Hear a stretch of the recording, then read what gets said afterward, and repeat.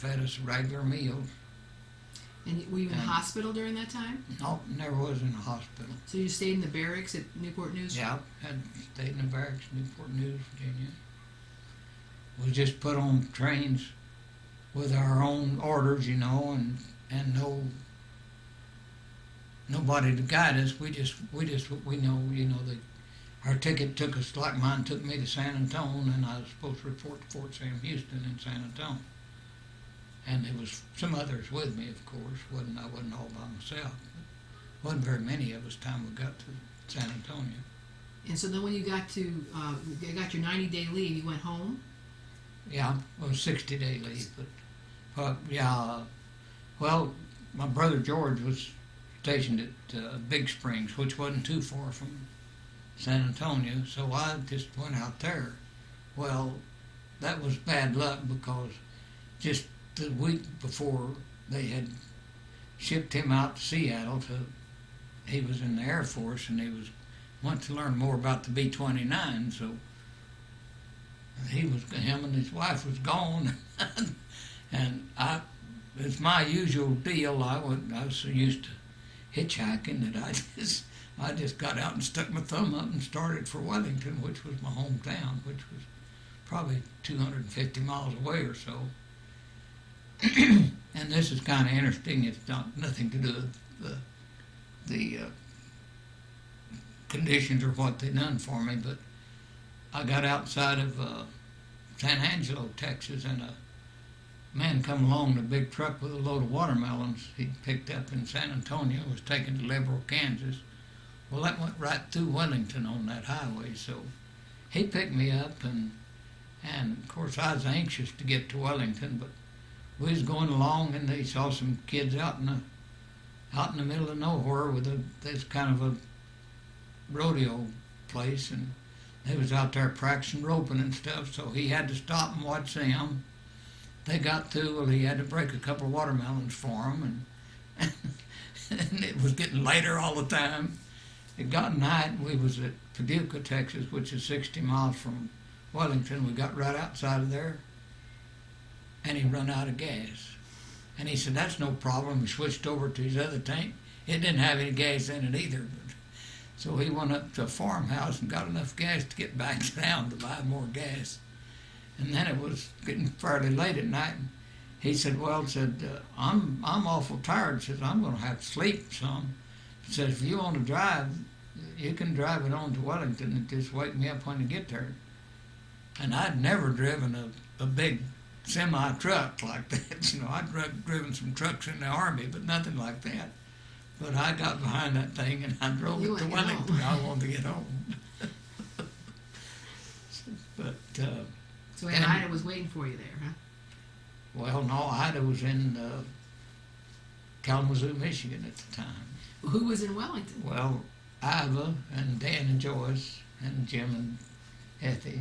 I had two brothers and a sister lived there, and Nanny. So I had two sisters and two brothers. But there was plenty of kinfolks there. Yeah.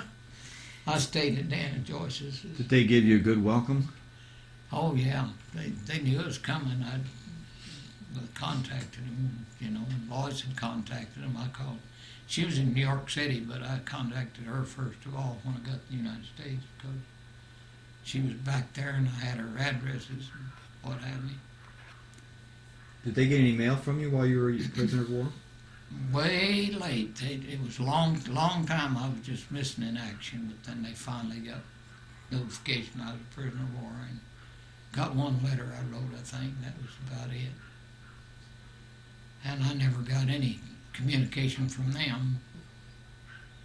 So you spent your 60 days in Wellington and you just kind of relaxed, or? I spent about 2 or 3 weeks in Wellington, and then I took out for New York City, see Lois, and then I went out into Massachusetts for 2 or 3 days visit with a good friend of mine that got wounded in action and sent back before I was captured.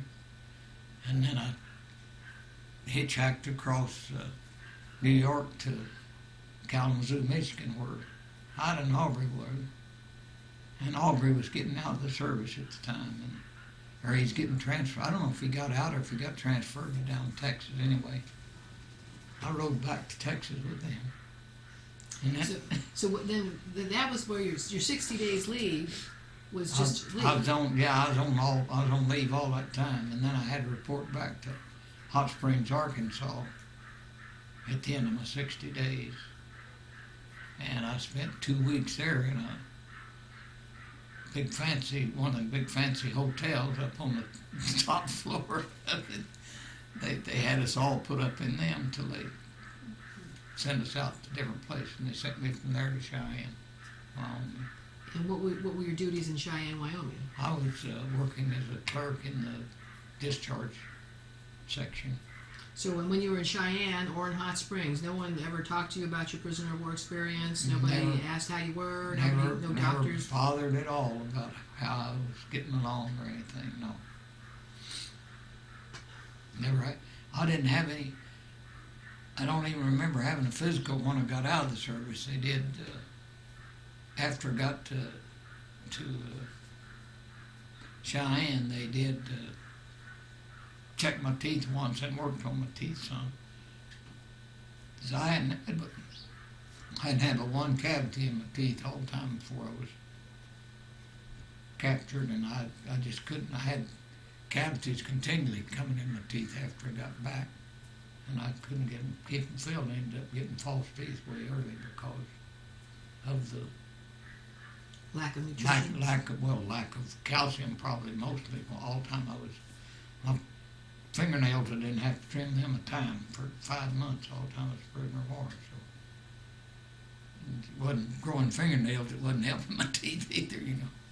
So when you released, didn't you tell me the story that you typed your own release orders? Yeah, I was making up release. I was doing the paperwork for release prisoner, release servicemen as their time came. I knew when mine was, and I done my own paperwork. Yeah.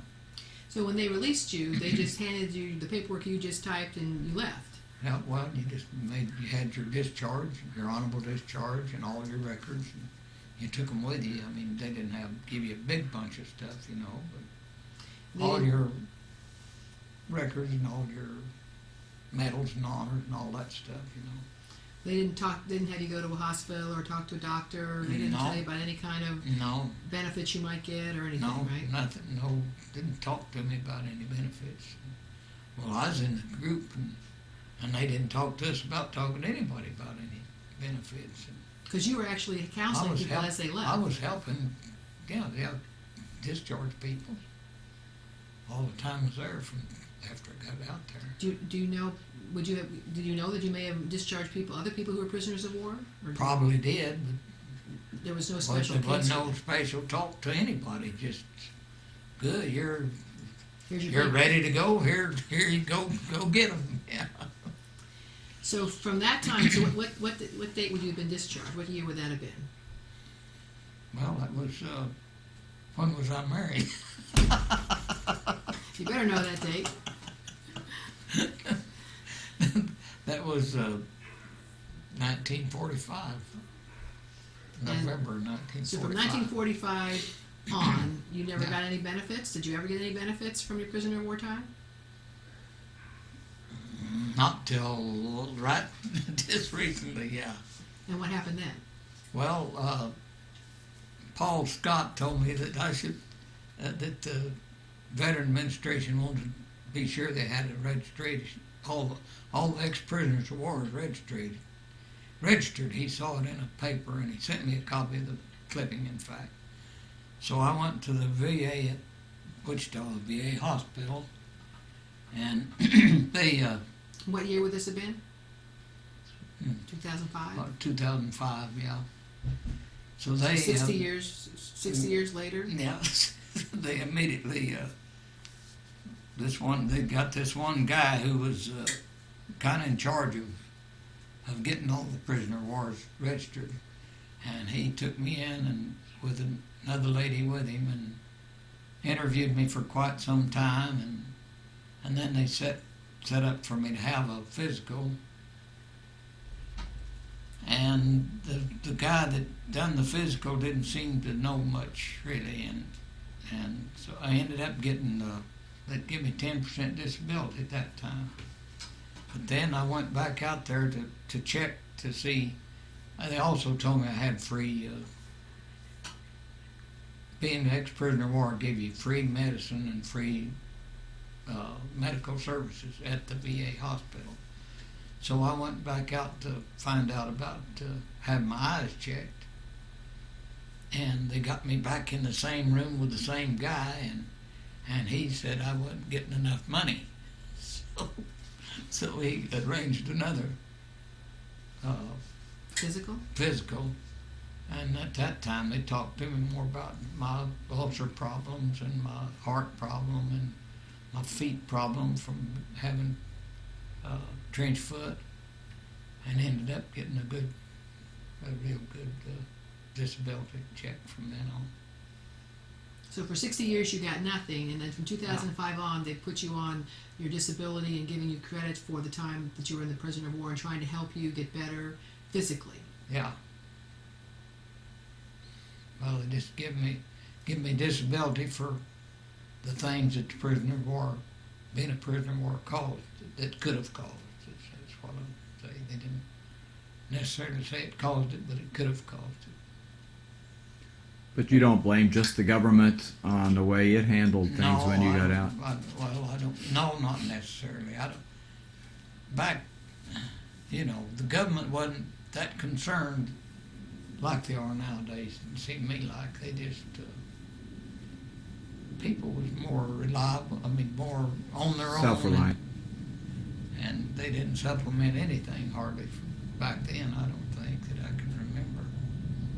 So you could have maybe applied for some kind of assistance 60 years ago, but you didn't, or didn't know that you could. Yeah, I probably could, and I probably could have got some disability for maybe my stomach. I don't think I got anything heavy, but the amount of ulcer trouble I had, I probably could have got some disability for then. But back then, I doubt if I'd have got any more than that. But they're more aware now of what it did do to us and what it could have done to us.